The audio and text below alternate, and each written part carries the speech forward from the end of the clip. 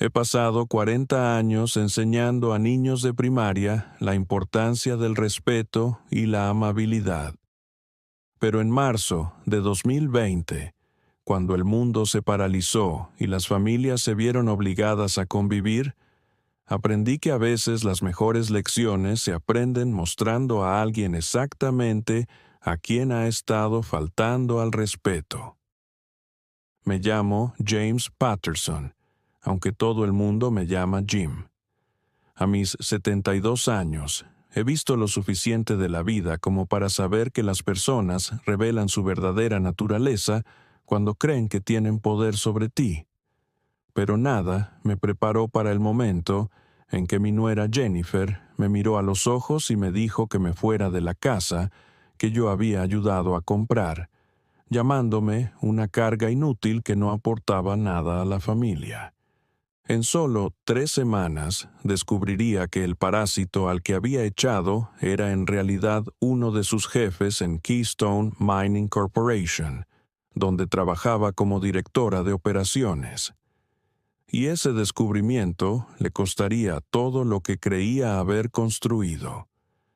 Antes de continuar con esta historia de justicia calculada, por favor, dedique un momento a suscribirse a nuestro canal.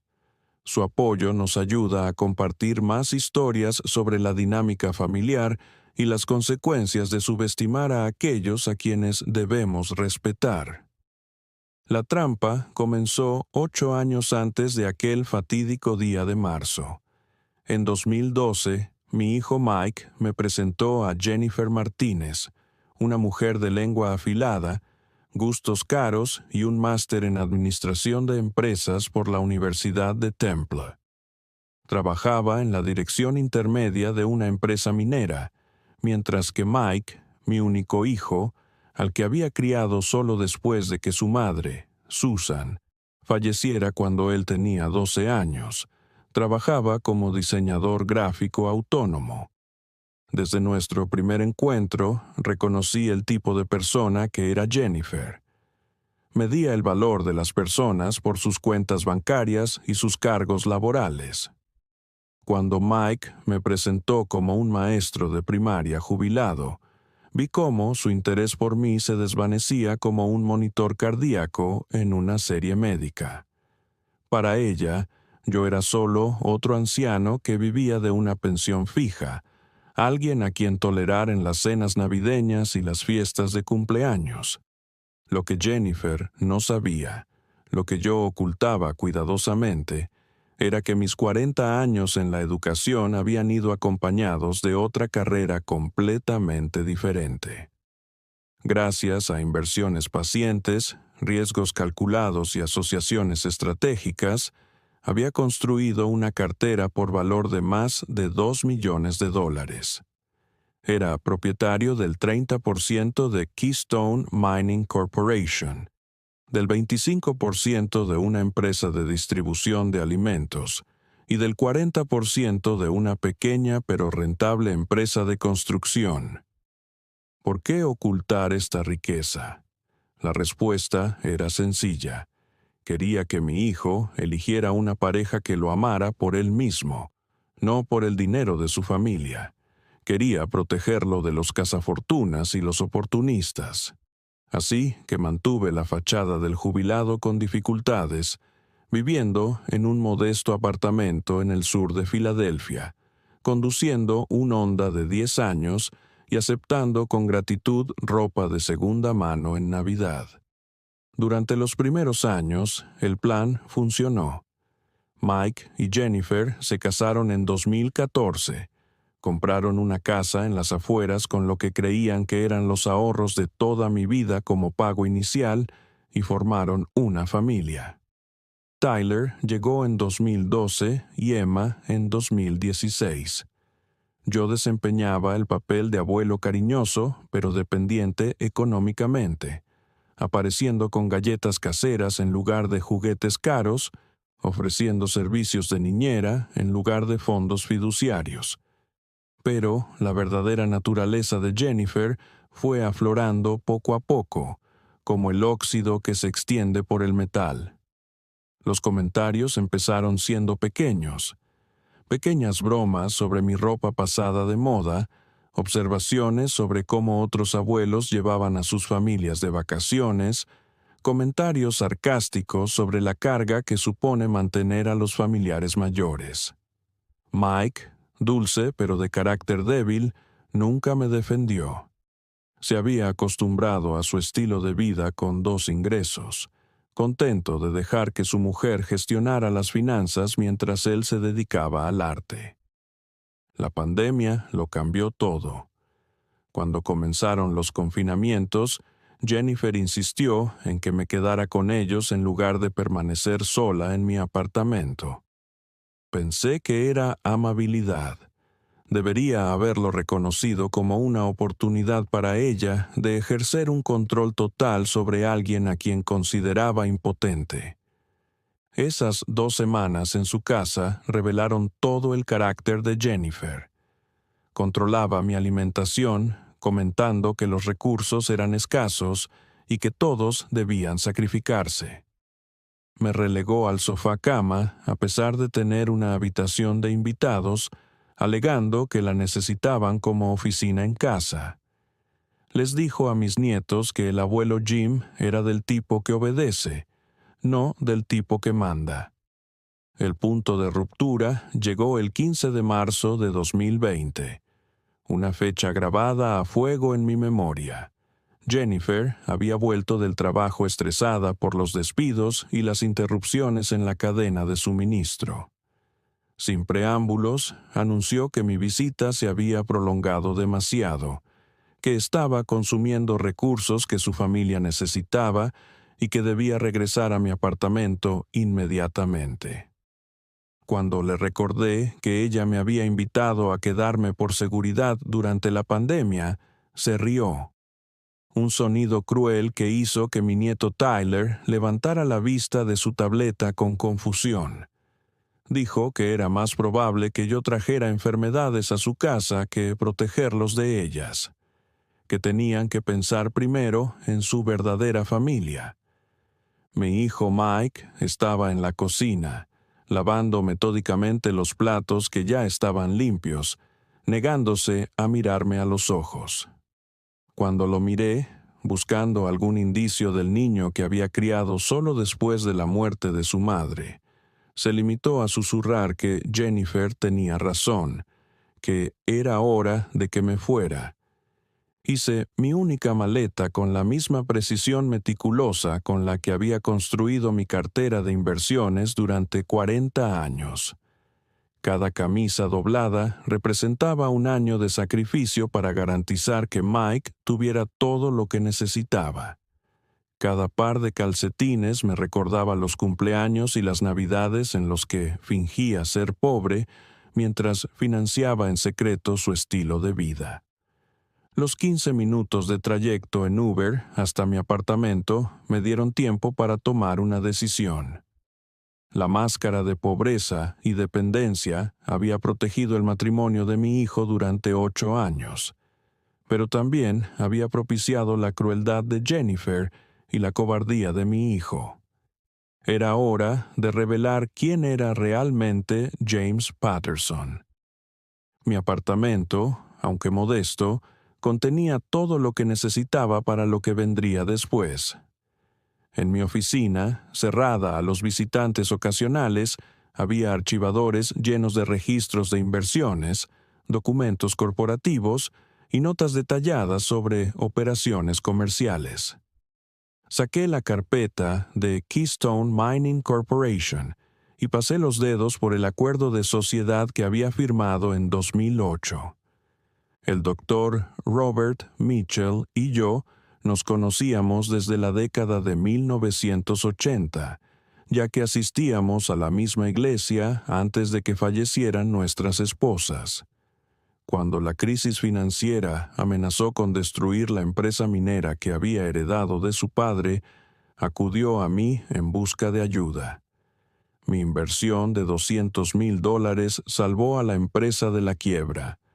A cambio, me convertí en propietario del 30%, aunque solicité que mi participación se mantuviera en secreto. Durante 12 años asistí a las reuniones de la junta directiva por poder. Revisé los informes financieros en privado y cobré mi parte de los beneficios a través de una serie de cuentas de inversión. Jennifer Martínez, directora de operaciones durante 5 años, no tenía ni idea de que el suegro al que despreciaba era propietario de casi 1/3 de la empresa para la que trabajaba. Esa noche, comencé a documentar todo lo que sabía sobre el trabajo de Jennifer en Keystone. Sus conversaciones en las cenas familiares, mantenidas sin pensar en mi presencia porque daba por sentado que yo no las entendería. Sus llamadas telefónicas durante los almuerzos dominicales, llenas de términos técnicos que creía que estaban más allá de mi comprensión. Sus publicaciones en las redes sociales presumiendo de los acuerdos que había negociado y los contratos que había aprobado. Surgió un patrón que había notado inconscientemente, pero que nunca había examinado a fondo. Las mejoras en el estilo de vida de Jennifer coincidían exactamente con la aprobación de importantes contratos en Keystone. La renovación de la cocina en agosto de 2019 se produjo justo después de que ella firmara un acuerdo de equipamiento sospechosamente caro. Las vacaciones familiares en las Islas Turcas y Caicos en diciembre siguieron a su aprobación de un contrato de consultoría con una empresa cuya existencia no pude verificar. Durante la semana siguiente, mientras el mundo se adaptaba a los confinamientos y al distanciamiento social, llevé a cabo mi investigación con la paciencia de un hombre que había pasado 40 años enseñando a niños de 7 años a hacer divisiones largas. Me puse en contacto con el Dr. Mitchell y le pedí acceso a los registros financieros para una revisión rutinaria. Él accedió de buen grado e incluso expresó su alivio por el hecho de que finalmente estuviera mostrando un interés más activo en las operaciones. Lo que descubrí superó mis peores sospechas. Jennifer no solo había sido descuidada con los recursos de la empresa, había malversado sistemáticamente casi $400,000 mediante una combinación de contratos inflados, honorarios de consultoría fantasma e informes de gastos fraudulentos. Las empresas ficticias, propiedad de sus amigos de la universidad, recibían contratos a un precio un 40% superior al del mercado.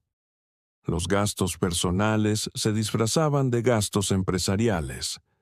Las aprobaciones de horas extras para los empleados favorecidos venían acompañadas de aparentes comisiones ilegales. Las pruebas eran abrumadoras y estaban meticulosamente documentadas por la propia Jennifer. Había tenido el cuidado de evitar robos evidentes, pero había sido lo suficientemente arrogante como para dejar un rastro claro en el papel. Todos los contratos inflados llevaban su firma. Todos los informes de gastos fraudulentos incluían su código de autorización. Había construido su propia guillotina financiera sin darse cuenta. El 29 de marzo, me senté en mi despacho en casa con el Dr. Mitchell en una videollamada y le expliqué lo que había descubierto. Su rostro pasó por la sorpresa, la ira y, finalmente, la decepción. Jennifer había sido una gerente prometedora, técnicamente competente y aparentemente dedicada. Descubrir que había estado robando a la empresa que él había construido a lo largo de su vida le dolió profundamente. Pasamos 3 horas revisando las pruebas, con Robert haciendo pausas ocasionales para asimilar los descubrimientos más escandalosos. La empresa consultora, que había recibido $35,000 por un informe que era claramente un plagio de fuentes de Internet. El proveedor de equipos que había cobrado un 40% por encima del precio de mercado y cuyo propietario compartía las letras de la hermandad universitaria de Jennifer. el patrón de gastos personales con la tarjeta de crédito de la empresa, siempre seguido de contratos fraudulentos más cuantiosos, como si estuviera equilibrando algún perverso libro de contabilidad interno. Al final de nuestra llamada, habíamos elaborado un plan. Se convocaría a Jennifer a una reunión sobre eficiencia operativa, aparentemente rutinaria dado el impacto de la pandemia en los negocios. Pero en lugar de discutir las métricas de productividad, se le presentarían las pruebas de su malversación. La reunión se celebraría en la sala de conferencias principal, con sus paredes de cristal, para garantizar que otros empleados fueran testigos de su caída. Y lo que es más importante, yo asistiría a la reunión como nuevo socio de la empresa. Tras 12 años de anonimato, James Patterson saldría de las sombras precisamente en el momento de mayor humillación de Jennifer. La semana entre nuestra sesión de planificación y la confrontación se dedicó a la preparación psicológica. No para mí, sino para Jennifer. A través de acciones cuidadosamente orquestadas, comencé a crear grietas en su confianza. Primero, llamé a Mike para expresarle mi preocupación por la volatilidad de la industria minera durante la pandemia, preguntándome en voz alta si la empresa de Jennifer podría enfrentarse a despidos o auditorías. La preocupación en su voz cuando le transmitió esta inquietud a Jennifer era audible incluso a través de nuestra conexión telefónica. A continuación, llamé a Keystone para preguntar sobre oportunidades de inversión, dejando mi nombre completo a la recepcionista. La información llegaría inevitablemente a Jennifer, creando confusión sobre por qué su suegro, supuestamente pobre, estaba preguntando sobre inversiones corporativas. El jueves, cuando el Dr. Mitchell programó la reunión del lunes de Jennifer sobre procedimientos operativos, ella ya estaba nerviosa. Mike informó de que estaba trabajando hasta tarde, revisando contratos y comprobando 2 veces la documentación. La depredadora comenzaba a sentir que la trampa se cerraba a su alrededor. El domingo, 12 de abril por la noche, me paré frente al espejo del baño y me ajusté la corbata que no había usado en 5 años. Al día siguiente, el maestro de escuela primaria desaparecería para siempre, reemplazado por el hombre de negocios que siempre había sido en el fondo. Al día siguiente, Jennifer descubriría que el parásito que había expulsado de su casa era en realidad el huésped del que se había estado alimentando durante años. La ironía era perfecta, casi poética en su construcción. Ella me había echado por no aportar nada mientras robaba de la empresa de la que yo era copropietario. Me había llamado inútil mientras malversaba dinero que, en parte, me pertenecía. Había enseñado a mis nietos que yo era alguien que obedecía mientras recibía órdenes de un consejo de administración del que formaba parte. El lunes llegó con ese clima primaveral fresco que hace que todo parezca más intenso. Me vestí cuidadosamente con mi mejor traje, el que había comprado en los 90 para las reuniones de inversión. Conservador pero caro, discreto pero de calidad inconfundible. El tipo de traje que susurraba su precio en lugar de gritarlo. El Dr. Mitchell me recogió a la 1:30, insistiendo en que llegara con él en lugar de por separado. Mientras nos dirigíamos a las oficinas de Keystone, me preguntó por última vez si estaba seguro de querer revelar mi identidad. Una vez que los empleados supieran que era socio, ya no habría vuelta atrás al anonimato. Estaba seguro. 8 años de ocultamiento habían propiciado 8 años de falta de respeto. Era hora de decir la verdad, sin importar las consecuencias. Entramos en el edificio a la 1:55. Los empleados que reconocieron al Dr. Mitchell se enderezaron inconscientemente y le saludaron respetuosamente. sus miradas curiosas hacia mí, preguntándose quién tenía derecho a un servicio de chofer personal del director general, me llenaron de expectación. Pronto lo sabrían todos. A las 2 en punto, Jennifer Martínez dobló la esquina con una carpeta llena de documentos. Era evidente que había pasado el fin de semana preparándose para cualquier posible acusación, reuniendo pruebas de su competencia y valor para la empresa. Su sonrisa profesional se desvaneció cuando me vio junto al Dr. Mitchell. La carpeta se le resbaló de los dedos cuando Robert me presentó como James Patterson, socio minoritario de Keystone Mining Corporation.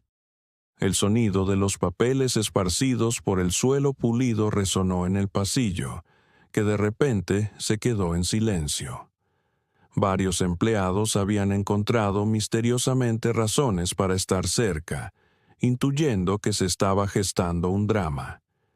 Jennifer abrió y cerró la boca sin emitir ningún sonido, con una expresión que pasaba de la confusión a la incredulidad y al horror creciente. Mantuve mi sonrisa agradable, la misma expresión que había tenido mientras enseñaba las tablas de multiplicar a alumnos con dificultades. Paciente, tranquilo y con el control absoluto. En la sala de conferencias, con sus paredes de cristal que ofrecían una vista panorámica a los empleados curiosos, Jennifer se sentó frente a nosotros agarrando su carpeta recompuesta, como si fuera un salvavidas. Sus manos temblaban ligeramente mientras ordenaba papeles que nunca necesitaría consultar. Comencé con brutal eficiencia, enumerando cada contrato fraudulento, cada gasto inflado, cada dólar malversado con la precisión de un fiscal que presenta pruebas. La documentación se extendía sobre la mesa como acusaciones que cobraban forma. Capturas de pantalla de sus publicaciones en las redes sociales celebrando compras realizadas con dinero robado. Contratos con empresas ficticias propiedad de sus amigos. Extractos de tarjetas de crédito que mostraban gastos personales cargados a Keystone Mining. Con cada revelación, Jennifer se encogía más en su silla. La directora de operaciones que había dirigido el hogar de mi familia con mano de hierro quedó reducida a una subordinada tartamuda y sudorosa, atrapada en una culpa innegable. Cuando intentó hablar, para ofrecer explicaciones o excusas, continué recitando las pruebas sin pausa. El momento más satisfactorio llegó cuando revelé mi participación en la empresa. Durante 8 años, ella me había estado robando literalmente mientras me llamaba parásito. La ironía era tan perfecta que incluso el Dr. Mitchell, a pesar de su disgusto por la traición de ella, parecía apreciar la justicia poética. Cuando terminé de presentar las pruebas, el silencio llenó la sala de conferencias como el agua en un barco que se hunde. El mundo, cuidadosamente construido por Jennifer, había sido sistemáticamente demolido en 15 minutos. Su carrera, su reputación, su seguridad financiera, todo destruido por el anciano al que había echado de su casa 4 semanas antes. El Dr. Mitchell le asestó el golpe final con eficiencia corporativa. Despido inmediato por causa justificada. Reembolso total de los fondos malversados en un plazo de 24 meses. Sin posibilidad de recomendación o referencia. La elección entre aceptar estas condiciones o enfrentarse a un proceso penal. Jennifer firmó los documentos con mano temblorosa, su firma apenas reconocible. Mientras se preparaba para marcharse, recogiendo los restos de su dignidad junto con su inútil carpeta, preguntó cómo se lo explicaría a Mike. Le dije que ese era un problema que debía resolver ella. Ella había creado esta situación por su codicia y crueldad. Ahora tendría que afrontar las consecuencias sin mi ayuda ni mi compasión. El abuelo, al que había descartado por inútil, no tenía ninguna obligación de facilitarle el camino hacia la redención.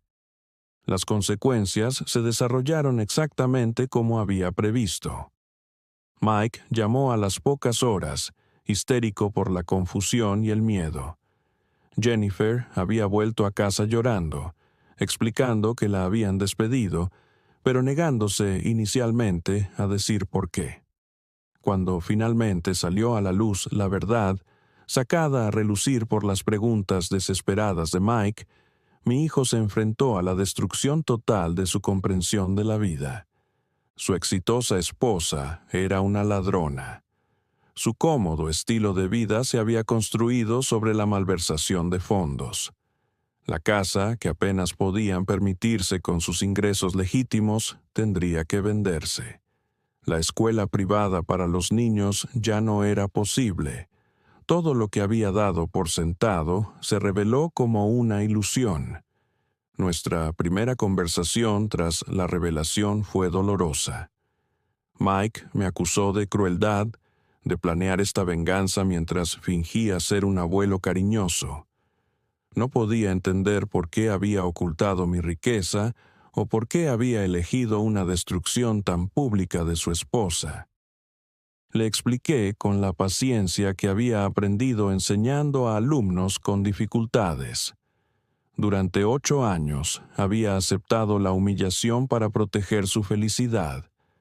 Había visto a su esposa enseñar a sus hijos a faltarme al respeto mientras subvencionaba su estilo de vida. Había fingido ser pobre mientras ella robaba de mi empresa y me llamaba carga. La farsa había terminado cuando ella cruzó la línea definitiva, echándome como si fuera basura durante una pandemia mundial. Mike me colgó el teléfono, necesitando tiempo para procesar el completo trastorno de su mundo. No volveríamos a hablar durante 3 meses, durante los cuales supervisé su situación a través de contactos comerciales y redes sociales.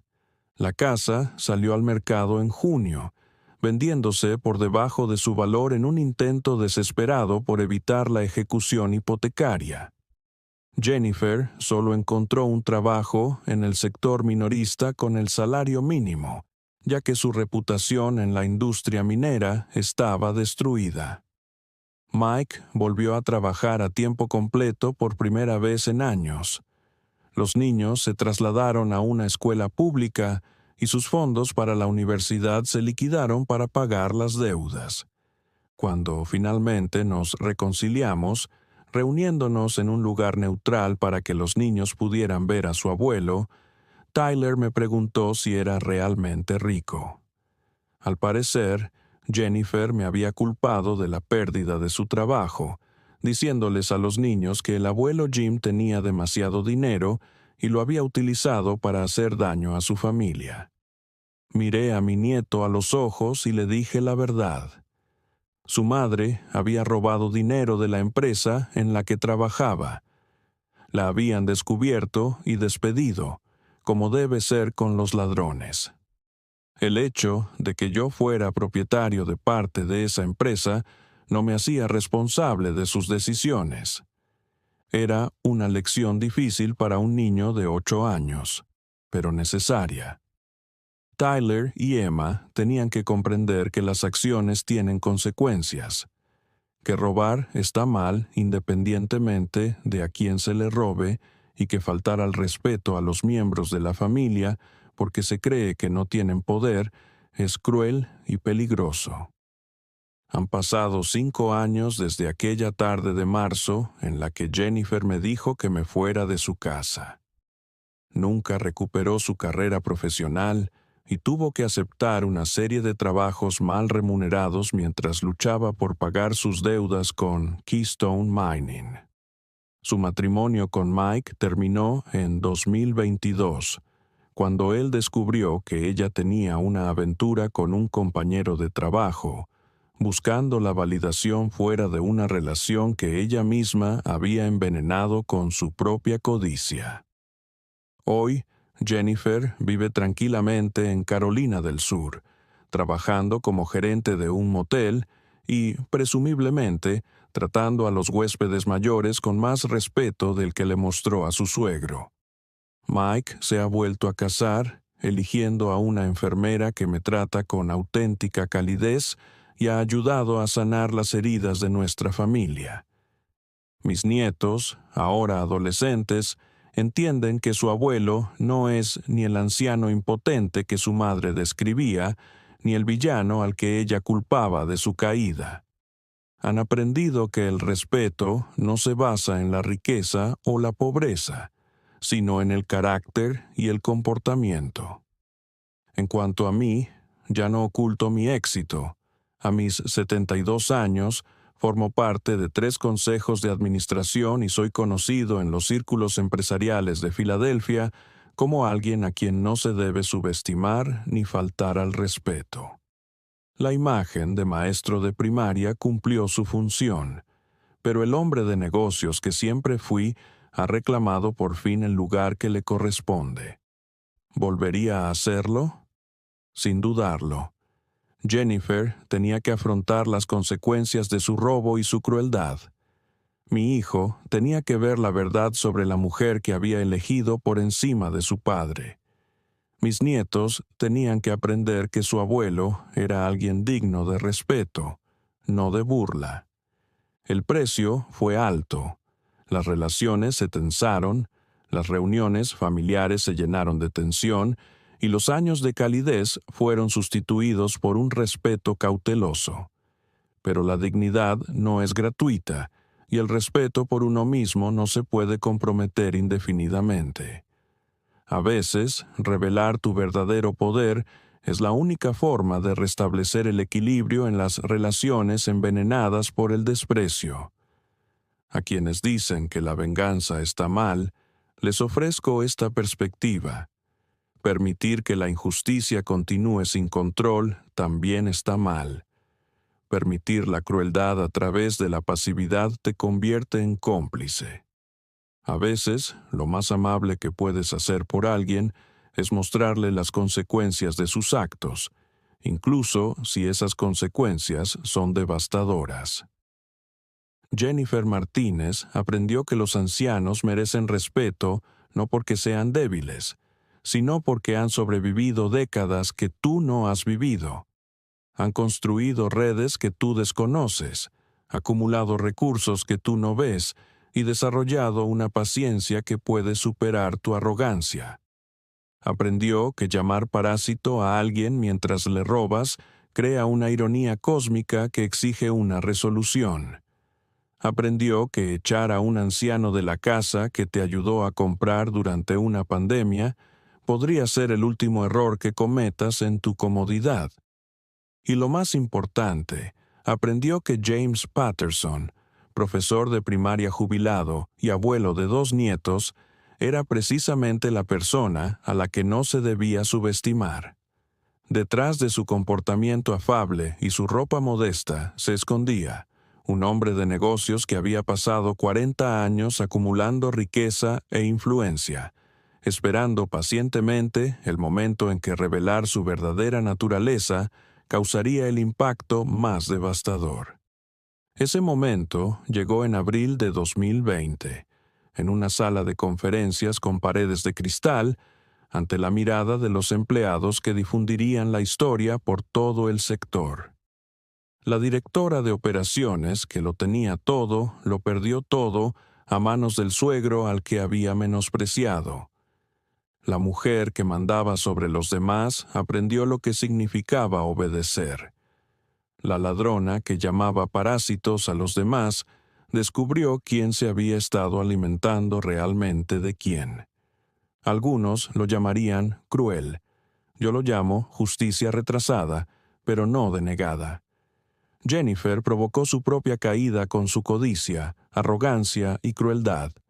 Yo simplemente revelé la verdad y dejé que las consecuencias siguieran su curso natural.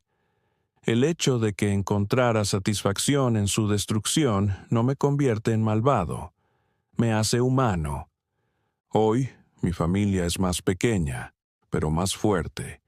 Hemos superado la traición y hemos salido con una comprensión más clara del verdadero carácter de cada uno. Mike aprendió a valerse por sí mismo. Los nietos aprendieron que su abuelo es alguien a quien hay que respetar. Y yo aprendí que ocultar tu fuerza para proteger a los demás puede propiciar sus peores comportamientos. La máscara de la pobreza ha desaparecido para siempre, sustituida por la realidad de un hombre de éxito que se niega a aceptar la falta de respeto de nadie, independientemente de su relación con él. En cierto modo, es una existencia más fría, pero más honesta. Prefiero que me respeten por quien soy a que me quieran por quien no soy. Si te ha gustado esta historia de familia, traición y justicia definitiva, dale a me gusta a este video y suscríbete a nuestro canal para ver más historias reales sobre consecuencias y redención. Comparte en los comentarios si alguna vez te han subestimado tus familiares y cómo manejaste la situación. Recuerda, el respeto se gana con fuerza, no se concede con debilidad. Gracias por escuchar y nunca olvides que los más callados suelen ser los que tienen más poder.